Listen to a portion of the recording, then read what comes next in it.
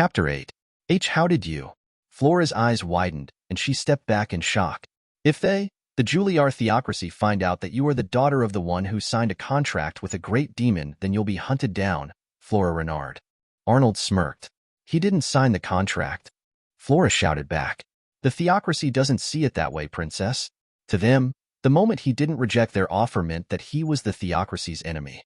The Juliar theocracy were the ones who preached and worshipped the human god, Melis. They were the ones who maintained order in the name of the almighty goddess. In truth, however, they were the most corrupt cult in this world, even more so than the demons. In an attempt to rid this continent of their opponents, such as other religious groups and/or threats to their status quo, they resort to underhanded methods like propaganda. For example, if they suspect that a person or organization was thinking of taking them on, then they do their utmost to slay those individuals. That was what happened to the kingdom where Flora was born. Flora gnashed her teeth. She tried to forget about everything that happened back then, but now the memories came flooding back. Are you going to tell them? She smirked and broke apart her restraints. It wasn't much, but the juice managed to give her some of her energy back. Enough to wring a random brat's neck. That is, my. That was supposed to have restrained your aura. How is it that you're that strong? Arnold said with nonchalance. Flora glared at Arnold. She bent her legs and burst forward. It was speed that wasn't possible for normal humans. She didn't have the air of a warrior around her. Rather, that of a young lady from a well-off family. Appearances could be deceiving. Flora swung her leg at Arnold. It was fast, but not fast enough. Arnold only stepped back after releasing his aura. Dealing with an emaciated girl wasn't that hard. Kaya. Flora was suddenly thrown upside down. It was done in a split second. Arnold flipped her while she was off balance with one leg in the air. She crashed onto the ground head first. Arnold held her arms with an iron grip. She couldn't believe the strength in his hands. She couldn't even escape. You bear the sins of your father, Flora. Her father, Lucius Ashen Luthiel II, was given a choice to make his kingdom the vassal of a nation an undead ruled. The undead was a vampire lord that invaded a city and made it their domain. The great demon who made the offer was one of the vampire lord's subordinates. It was explained in the game that the king didn't accept yet, since he was wavering on if it would benefit his nation. On one hand, the vampire lord could protect his nation. However, there was the worry over losing the trust and connections with other foreign nations. On the other hand, the one who made the offer was of undead origin. That was enough for the theocracy to make a move. The Juliar theocracy didn't let this chance slip by and used it to destroy the nation. Undead and the people of Goddess Melis don't see eye to eye, do they? And look at you, the only surviving member. Arnold said with a glint of mockery in his eyes. This was the perfect chance for the theocracy to kill your family. They feared all of you. No, you were one of their biggest fears. There had been rumors of a swordmaster going around. You could become even more troublesome if you were the vassal nation of that vampire as well. Flora's eyes were turning moist and her face red. Her teeth made grinding sounds. To think that I would be forced to submit to some guy in fancy clothes. When she looked up, she saw the mocking smile that Arnold was directing at her. That sword master was you, isn't it? Now then, if you want to keep this between us, you will do as I say. This scumbag. Flora shut her mouth. That was actually on her mind. She would have incapacitated Lauran and run away. Good girl. Stay with Lauran for now. Once I get back, I want to have a talk with you, Flora. Luke and I will be busy for a while. We should be done by noon if the auction continues at the same pace. It was 2 hours since they arrived at the auction. It would be 3 hours until noon. Maybe there'll be enough time to visit the store. Lauran thought after looking at her watch. Arnold didn't say anything else and only closed the door after exiting. Good grief. He sighed as the carriage began moving. Let's hope my luck won't let me down. Arnold returned to the room and sat back down. Everyone's eyes were on him and followed his every movement. Where is Miss Flora? Luke asked. She's being taken care of by Lauran. Is that really okay? Luke asked again. Yes. It's fine. She won't run away. I can promise you that. Arnold crossed his leg and chuckled softly. She needs to start with his training immediately. He blackmailed her because that was the only way to get her to agree to do what he says. He couldn't take the risk that this world's Flora would decide to train Luke with her own free will. As a noble of the highest seat in the aristocracy, Arnold could pressure Flora as much as he wanted. Just to be clear, the only reason he bought her was to make her become Luke's master. Nothing else. Arnold looked at Luke. I'm not a romantic kind of guy, so it's impossible for me to get two people together. If anything, Arnold only knew how to make a woman fall in love and break her heart. This was why Olivia was so disgusted by him. Well, they don't need to get together anyway. She only needs to teach him how to fight with a sword. Whatever the hell they do afterwards is none of my business. Hey, Luke. Yes, big brother? Luke blinked innocently as he looked at Arnold. I want you to buy Olivia a gift. Why? You need to make a good impression. This is the most important when meeting a woman, especially on the first date. I want you to give it to her as well. What did she like again? Arnold tried to remember the wiki page he read a long time ago. He was Googling Olivia. Blood crystal, he remembered. When you spot red crystals, I want you to buy that. Oh, okay. Olivia had a hobby of collecting rare gemstones, magic crystals, and diamonds. It was one of the few joys in her life as royalty. As she was the princess of an entire empire, there was never the shortage of money to acquire any gem her eyes laid upon. However, the red crystal was a different mineral. To those who knew not of its worth, it was a garbage item. But to Arnold who played the game, it was like a treasure. The crystal could be used for many things. Summoning artifacts, jewelry, mana battery that could be used to fuel an entire city, and so on. Even a small piece of the crystal was priceless. Given its uses and properties, Arnold wasn't surprised. Mineral were also ranked with letters such as F, E, D, C, B, A, S, and SS. This particular crystal was actually a star-ranked mineral.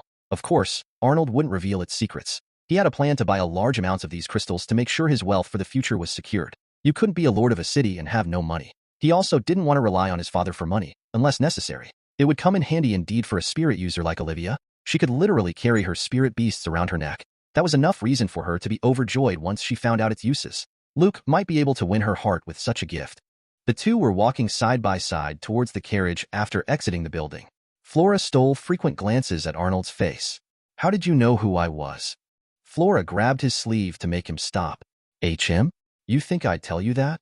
Flora glared at him. You're a terrible person. Blackmailing a maiden to do your bidding. You have no choice, Your Highness. Unless you want to see if I was bluffing? I apologize. Flora lowered her head. Whatever it is, I shall do it. Of course, Arnold wouldn't fall for her words. There was the possibility that she would attack him again if he let his guard down. Maybe it was Liam or Arnold, but he wasn't so naive as to take someone's words as truth. How did I end up having this unexpected meeting? Sigh. His only goal today was to get the sword and buy a few other necessary things. He didn't expect to meet the fallen princess here. Flora Patina Lyra Luthiel. She was originally the one who taught the hero the way of the sword. Unlike earlier, the two met when Luke tried adventuring for the first time. She saw how sloppy his skills were and insisted on training him.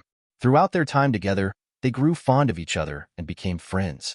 Flora joined his party when the Emperor announced that Luke had to slay the Demon King. As with most of the women in the story, she fell for Luke immediately. I'll definitely help you fight those guys, Miss Flora. I'll protect you. No woman's heart wouldn't skip a beat if a man declared something like that. That very same day when Luke took down the theocracy for their misdeeds of wrongfully slaughtering thousands, Flora had her first time with him. It was so heartwarming how they fell in love that the fanbase couldn't help but love it. Arnold was one of them. The game was sort of like an Otome game when it came to romance. It was especially so during the school arc. The pain and suffering she went through because of her father's deeds was all blown away in the face of the hero. The things he'd do for strangers was unbelievable. For now, I should let them get close. Arnold thought when they arrived at the carriage. Will I have to call you master now? Flora asked as she squeezed those words out. No, Arnold is fine. Besides, you won't be serving me. Flora didn't get a chance to ask because Arnold opened the carriage door and shoved her inside. What's going on? Lauran was startled when someone opened the door so suddenly. She pinched her nose when Flora was thrown inside the carriage. The intruder smelled like grime and sweat. Fecal matter as well. Lauran, head to the public bathhouse and get this girl clean. Take this and buy her suitable clothes and a meal. Arnold threw a pouch at her. Lauran looked at the young woman. She seemed about 2 years older than her.